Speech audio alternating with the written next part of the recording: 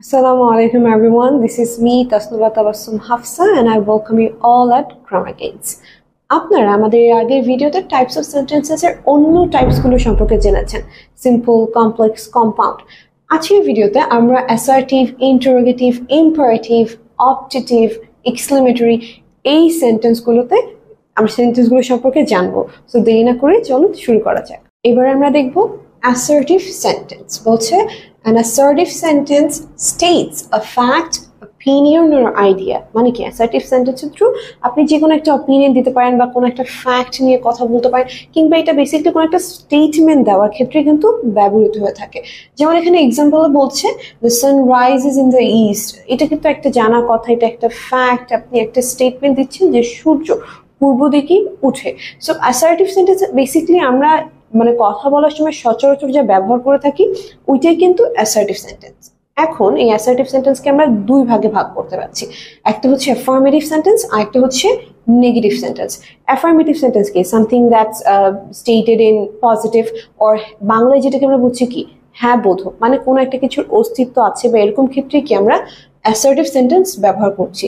যেমন বলছি he reads আ বুক, সে একটা বই পড়ে, এই যে একটা জিনিস হ্যাঁ বোধক অর্থে ব্যবহৃত হচ্ছে।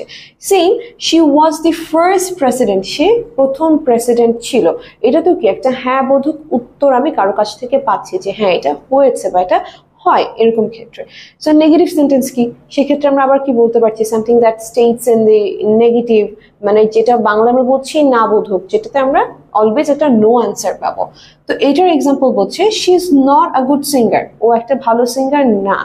সো এখানে কি আমি একটা জিনিসের অস্তিত্ব পাচ্ছি না, একটা অলরেডি নো তে অ্যান্সার আসছে, তখন এটা নেগেটিভ সেন্টেন্স হয়ে যাচ্ছে।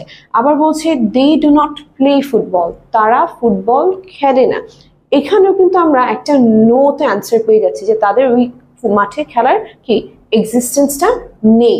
সো এটাই হচ্ছে আমাদের নেগেটিভ সেন্টেন্স। এরপরে আমরা পরেরটা দেখবো। এবার আমরা দেখবো ইন্টারোগেটিভ সেন্টেন্স। বলছে an interrogative sentence asks a question, অর্থাৎ ইন্টারোগেটিভ সেন্টেন্স কি যেটাই প্রশ্নবোধক বা কোনো একটা প্রশ্ন করবে সেটাই হচ্ছে কি আমাদের ইন্টারোগেটিভ সেন্টেন্স।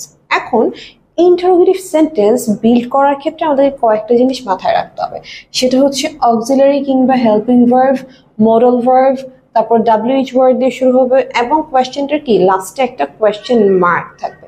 এখন অক্সিলারি কিংবা হেল্পিং ভার্ব কিংবা মডাল ভার্ব এগুলো কি সেটা কিন্তু আপনারা আমাদের যে ভার্বের ক্লাস আছে সেটা থেকে জানতে পারবেন। সো এখন আমরা এক্সাম্পল দেখি। বলছে ইজ হি ডুইং সামথিং, ও কি কিছু করছে, সে কি কিছু করছে, এরকম একটা প্রশ্ন করছে। তো এখানে শুরু হয়েছে কি একটা অক্সিলারি দিয়ে ইজ, অ্যান্ড লাস্টে আমরা কি দেখতে পাচ্ছি এখানে একটা কোয়েশ্চেন মার্ক আছে। সো এভাবে কিন্তু আমরা একটা ইন্টারোগেটিভ সেন্টেন্স কি বিল্ড করতে পারি, যে প্রথমেই আমার প্রশ্নের জায়গায় একটা অক্সিলারি যেতে পারে কিংবা একটা মডাল ভার্ব যেতে পারে অর WH, তারপর আমাদের আসবে কি সাবজেক্ট চলে আসবে এবং তারপর আমরা বাকি সেন্টেন্সটা কমপ্লিট করবো এবং লাস্টে আমাদেরকে অবশ্যই একটা কোয়েশ্চেন মার্ক ব্যবহার করতে হবে।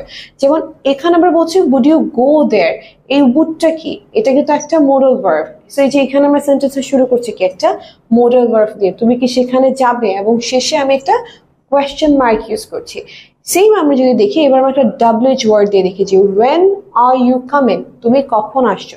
তো যখন আমরা WH দিয়ে শুরু করছি আমাদের কিন্তু WH ওয়ার্ডের পর ডেফিনেটলি একটা অক্সিলারি ভার্ব আনতে হবে, তারপর সাবজেক্ট আসবে। সো তারপর আমরা লাস্টে এন্ড করছি কি একটা কোয়েশ্চেন মার্ক দিয়ে when are you coming, তুমি কখন আসবে। সো এইভাবেই আমরা একটা ইন্টারোগেটিভ সেন্টেন্স বিল্ড করতে পারি। আমরা এবার দেখব ইম্পারেটিভ সেন্টেন্স। বলছে an imperative sentence gives a command, request, instruction or advice, অর্থাৎ আমরা ইম্পারেটিভ সেন্টেন্সের মাধ্যমে একটা কমান্ড, যে কোনো একটা আদেশ দিবে, রিকোয়েস্ট একটা অনুরোধ করবে, কিংবা ইনস্ট্রাকশন or অ্যাডভাইস আমাদের কোনো একটা কি উপদেশ দিবে, এরকম কিছু যখন একটা সেন্টেন্সের মাধ্যমে প্রকাশ পাবে তখন আমরা বুঝবে কি এটা একটা ইম্পারেটিভ সেন্টেন্স। তো এখানে একটা কি থিং হচ্ছে যে সাবজেক্ট ইউ গোপনে থাকে, অর্থাৎ এই সেন্টেন্সে ডিরেক্টলি ইউ ব্যবহার হয় না, কিন্তু আমরা বুঝতে পারি যেটা কোনো একটা ব্যক্তিকে নির্দেশ করছে। সো ওই ইউটা কি গোপনে থাকছে। এটা কিছু আমরা এক্সাম্পল দেখলেই ক্লিয়ার হয়ে যাব। যেমন বলছে ডু ইট কুইকলি, এটা তাড়াতাড়ি করো। এই যে আমরা এটা কি করছি, আমরা কাউকে একটা কমান্ড দিচ্ছি, আমরা কাউকে একটা আদেশ দিচ্ছি যে কাজটা তাড়াতাড়ি করো। এখানে কিন্তু আমরা কোনো একটা ব্যক্তিকে বোঝাচ্ছি, কিন্তু আমরা কিন্তু এখানে কোনো সাবজেক্ট ব্যবহার করিনি, you, I, me or something. কিন্তু কি এখানে ইউটা হিডেন আছে যে আমি কাউকে বলছি তাড়াতাড়ি করো। তো এই সেন্টেন্সের মাধ্যমে কি আমার একটা কমান্ড যে বা আমি আদেশ দিচ্ছি সেটা প্রকাশ পেয়েছে। তারপর আবার দেখা যাক নেভার টেল আ লাই। এটাও আমি কাউকে না কাউকে একটা উপদেশ দিচ্ছি যে কখনো মিথ্যা বলো না। সো এটাও কি একটা ইম্পারেটিভ সেন্টেন্স। আগেন আমি যদি লাস্ট আমার এক্সাম্পলটা দেখি, please pass me the salt, আমাকে যে লবণ আছে সেটা পাস করো। আপনি কি করছেন এখানে, একজনকে রিকোয়েস্ট করছেন যে প্লিজ আপনাকে যেন লবণটা পাস করে। সো এখানেও কি আপনি কোনো একটা ব্যক্তিকে কিন্তু ইন্ডিকেট করছেন, কিন্তু আমার ইউটা কি ডিরেক্টলি মেনশন নেই, এখানে ইনডিরেক্টলি ওর হিডেন আছে। সো আমরা এইভাবে একটা ইম্পারেটিভ সেন্টেন্স গঠন করতে পারি। আমরা এবার দেখবো অপটেটিভ সেন্টেন্স। বলছে an optative sentence expresses a wish, desire, hope। অর্থাৎ অপটেটিভ সেন্টেন্সের থ্রু আমাদেরকে একটা প্রার্থনা বা আমাদের যে ইচ্ছা সেই জিনিসটা প্রকাশ পায়। যেমন আমরা যদি এক্সাম্পল দেখি, বলছি may you live a happy life. অর্থাৎ কাউকে আমি কোনো একটা উইশ করছি, কারোর জন্য একটা আমি প্রেয়ার দিচ্ছি, প্রার্থনা করছি যে সে যেন অনেক হ্যাপিলি তার লাইফটা পার করতে পারে। সো আমরা এই সেন্টেন্সের মাধ্যমে কি আমি আমার এক্সপ্রেস করছি কারো টুয়ার্ডস আমার প্রেয়ার্স। সো এটা একটা অপটেটিভ সেন্টেন্স। আমরা যদি আবার দেখি সেকেন্ড এক্সাম্পলে বলছে লিভ লং বাংলাদেশ। অর্থাৎ বাংলাদেশের প্রোগ্রেস, এটা নিয়ে বাংলাদেশের জন্য কি একটা উইশ করা হচ্ছে, একটা প্রার্থনা করা হচ্ছে। তো সেই ক্ষেত্রে কি হচ্ছে, এটা একটা অপটেটিভ সেন্টেন্স। আর আমরা যদি লাস্ট এক্সাম্পলটা দেখছি, আমরা যে জন্মদিনে উইশ করি কিংবা আমরা যে ইভেন সকাল বা রাতে উইশ করি, ওইটাও কিন্তু একটা অপটেটিভ সেন্টেন্সের মধ্যে পড়ে। You are wishing someone. So the same way if you look at this, wish you a very happy birthday. অর্থাৎ কাউকে আপনি জন্মদিনের জন্য উইশ করছেন, এটাও কি একটা অপটেটিভ সেন্টেন্স। অর্থাৎ অপটেটিভ সেন্টেন্সের দ্বারা আমরা কোনো একটা ইচ্ছা কিংবা কোনো একটা প্রার্থনার, কখনো এটা উইশও হতে পারে, সেগুলো প্রকাশ করে থাকি। আমাদের আজকের সর্বশেষ টাইপস অফ সেন্টেন্স হচ্ছে এক্সক্লেমেটরি সেন্টেন্স। বলছে an exclamatory sentence expresses strong emotion, surprise, joy, anger or excitement। অর্থাৎ এক্সক্লেমেটরি সেন্টেন্স দিয়ে কি আমাদের একটা খুব স্ট্রং ইমোশন প্রকাশ পায়, কিংবা সারপ্রাইজ, আমরা যে অবাক হচ্ছি, জয় আনন্দ, অ্যাঙ্গার আপনার রাগ কিংবা ক্ষোভ, অর এক্সাইটমেন্ট আপনার উচ্ছ্বাস, সেই জিনিসটা কি একটা এক্সক্লেমেটরি সেন্টেন্সের থ্রু প্রকাশ পায়। এখন এটা সবচেয়ে ইম্পর্টেন্ট হচ্ছে যে এক্সক্লেমেটরি সেন্টেন্সের সবসময় আমাদের কি এক্সক্লেমেটরি সাইন ব্যবহার করতে হবে। অনেক সময় সেন্টেন্সের মাঝখানে ব্যবহার হতে পারে কিংবা সেন্টেন্সের লাস্টে। আমরা কিছু এক্সাম্পল দেখবো। বলছে হুররা উই ওয়ান দ্য ম্যাচ। এই যে এখানে কি আপনি আপনার একটা জয় প্রকাশ করছেন, একটা খেলা আপনি জিতে এসেছেন। সো আমরা এখানে কি করছি, হুররার পর হুররা একটা সাউন্ড, অনেকটা এটা একটা এক্সক্লেমেটরি সাউন্ড বলা হয়। সো এই সাউন্ডের মাধ্যমে কি আমরা আমাদের জয়কে এক্সপ্রেস করছি।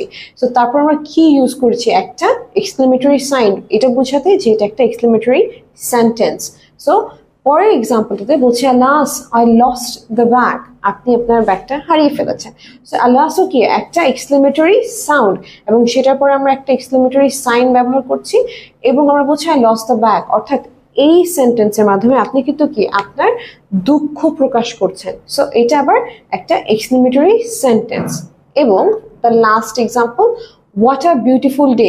এই সেন্টেন্সে কিন্তু কি লাস্টে আমাদের এক্সক্লেমেটরি সাইনটা ব্যবহার হয়েছে। অর্থাৎ এই সেন্টেন্সের থ্রু আমরা বুঝতে চাচ্ছি যে আমরা একটা স্ট্রং ইমোশন এক্সপ্রেস করছি যে কি সুন্দর একটা দিন। সো এই সব ক্ষেত্রে কি আমরা এক্সক্লেমেটরি সাইন ব্যবহার করছি, এবং এইভাবেই কিন্তু আমরা কি একটা এক্সক্লেমেটরি সেন্টেন্সকে আইডেন্টিফাই করতে পারি কিংবা বিল্ড করতে পারি। So that's all for today. I hope this class was helpful to you, and we'll see you all in the next class.